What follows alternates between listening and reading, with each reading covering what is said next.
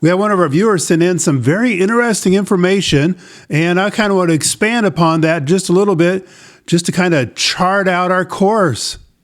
Do you get it? You will. Stick around.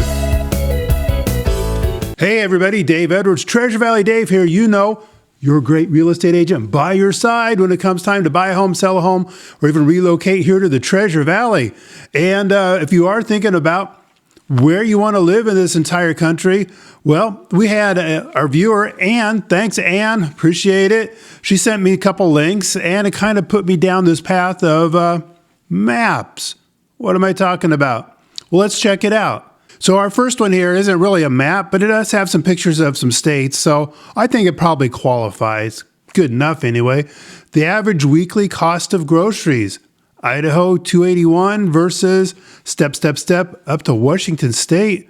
It's like, I don't know, 30-40% more. I don't know. That seems like it's quite a bit. Wonder what else we can learn, and maybe this will all come together at the end. We'll find out. We're all in this journey together, right? So I thought this was interesting. So this is a map, and it shows the equal populations. What I mean there is the population there in the left and the right, the oranges is the exact same population as in the red in the middle. So what that means is we have these little strips along the coast that have the same number of population as almost the entire middle of the country. I guess this is what they call the flyover country. Remember where all the deplorables and stuff like that live? I thought this was interesting. Here's a comment. Obviously, this is over on FaceSpace. This guy, Patrick, he says that we need to get rid of the Electoral College. It's unfair, and we should have one vote for one person. California and New York should elect the president, not the bigots with no brains. Apparently, those people in the red in the middle. We would be a better union, he says. So that's the mentality out there. Apparently in the orange areas, they absolutely hate the people in the red, in the flyover country. Here's another interesting maps. Counties that voted more Democrat than in 2020. So in the 2024 election, which way did they change? And you can see that the darker the blue, the more they went more Democrat, 2020 versus the 2024. And we have a little bit of Nevada. That's kind of wild. We have a little bit in Idaho. What's going on up there? We got some communes, some hippies left over from the 60s out there. I'm not sure. But it's interesting that, especially along the coast, they all went more Republican, except for right up there in the Seattle area. And it's right here in the middle where we had those vast bucket of deplorables and the reds that we saw a little bit ago. We still had some of those that were going Democrat. That's weird. Why would that be? I have a theory on that. We'll talk about that in a little bit. I thought this was interesting too. The most common surname in the different parts of the country. You got your Johnsons up there in the Minnesota area, and Smiths is pretty ubiquitous. And there's Williams from Georgia. And then Garcia is a huge one out there in California. Martinez. Of course, those used to be part of Mexico back in the old days. Johnson carries through up to Alaska, and Lee. There's your most popular surnames in different areas of the country. So this one's kind of interesting. This shows where the largest migration, excluding Mexicans, have come from in the different states. New Mexico, the largest migration there is from Germany. Idaho, largest migrations from Canada. And, we are a border state, so I guess that's not too big of a surprise. The Philippines for California and Nevada, that's pretty wild. It's kind of interesting too. It's like India is like such a big swath of the South, the Midwest, and even going out to the West into Colorado. Somalia up there in Minnesota. So I'm thinking that might have something to do with Obama bringing in all the refugees. And I thought this map was pretty interesting for dads. Dads, I'm about ready to save you a lot of money.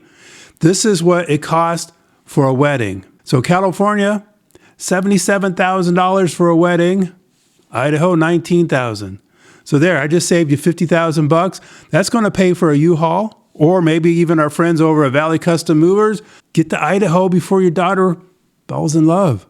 So back to a more serious subject.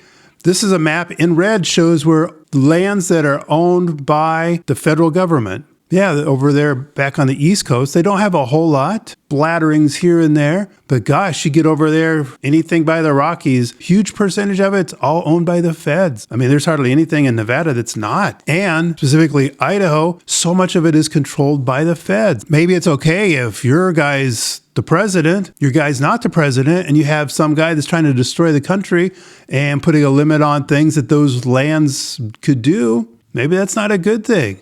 So our state level Idaho representative, Heather Scott, she shared this map. This is the legality of cannabis possession in 2024. So let's take a look down here. Red is completely prohibited. Dark green, fully legal. Light green, medical use. And then gray is low dose THC only. So they kind of like just putting their toe in the water there. I'm looking for, what's that big red state up there? It's prohibited totally, completely. Idaho. Look at, and we are surrounded by all these dope smoking states. So what do you think that legalizing marijuana, what do you suppose that does to people?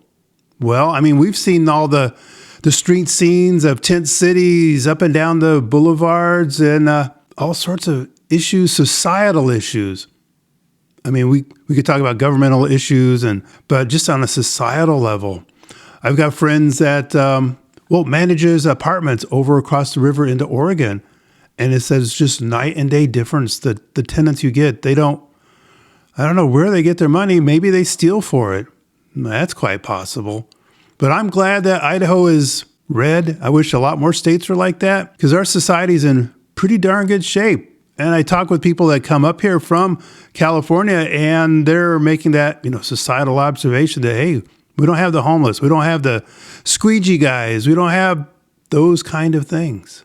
And one more map. This one came from our friend Ann as well. The share of Democrats in each U.S. state. So this isn't just registered because in Idaho, which is the lowest at 26%, that is Democrat leaning. They support Democrats, but not necessarily registered Democrats. In Idaho, our registered number of Democrats is 15%. We got 26% that will vote Democrat consistently. And why is that? I don't know. California, look at that. Oregon, 56. Colorado, remember? We had that video not too long ago about how there was that great Rocky Mountain heist, and we're worried that it's going to happen in Idaho as well. And there's Illinois, the farmers, the small rural communities out there in the heartland, totally taken over by the Marxists that run Chicago. But look out here. We have your choice of Wyoming, maybe South Dakota. I can tell you it gets very cold there. I would choose Idaho. Why? Because the weather's fantastic. Oh, and only 26% of the population leans Democrat. So to analyze this just a little bit, let's go back to this chart. Remember this one? So we have the orange, and then we have this great mass in the middle that is the same size. So look over here. We have, this is where all the orange is. This is where all the orange is. So these are not, when it comes to elections, these are not swing states. These are solid states in the Democrat. Georgia and South Carolina. Well, South Carolina maybe. Florida, it's going to be close. 42% going Democrat. It could be a swing state. So basically what we have out here in the middle, this is where the elections get made, is it? So let's finish up where we started. Back here at the weekly cost of groceries. It's something we all have to do, right?